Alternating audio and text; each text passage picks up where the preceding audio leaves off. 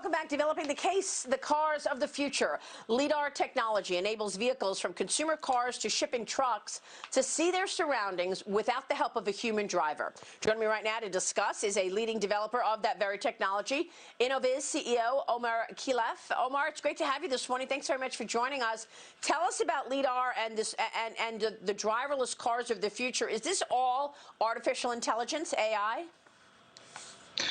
No, it's actually it's a device. It's actually a sensor that provides the car a 3D vision and allows it to understand much more clearly what is going on around it in order to make the right decisions and to avoid any problems and have safety.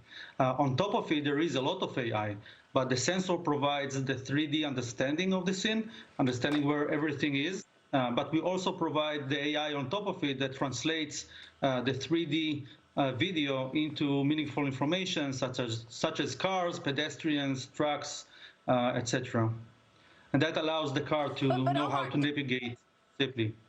Go ahead. I mean, it sounds great to have all of these extra eyes, quote unquote, in the car telling me what's around. But, you know, I did a whole special on artificial intelligence a couple of years ago. And what I found in reporting on that special is that most people are not expecting any autonomous cars to be the norm for a long time.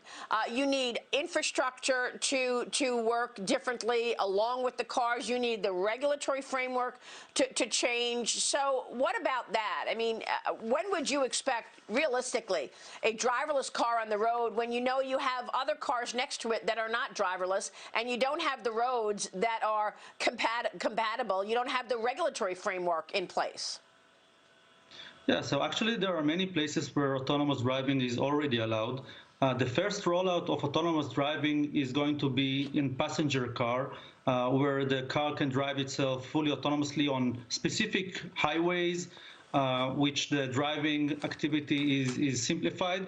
Autonomous driving is a big word. You can think about the robotaxis that travels anywhere to anywhere and maybe picks up your kit, but there is actually a much simplified application where the car drives itself on highways.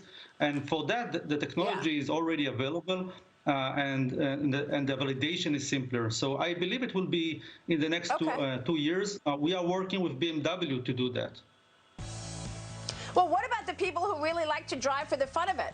Like Dagan McDowell. She gets behind that wheel. She wants to be in charge. I mean, how hard is it going to be to convince people to get in that driverless car and not do anything? No, I think she can decide to do that, but I think the majority of people, would like to use the ability to disengage and leverage on additional safety.